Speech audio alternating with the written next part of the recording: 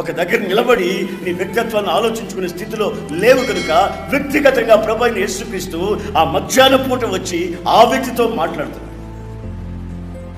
ఇక నీవు తిరుగుతున్న ఆ తిరుగుళ్ళు ఆపు.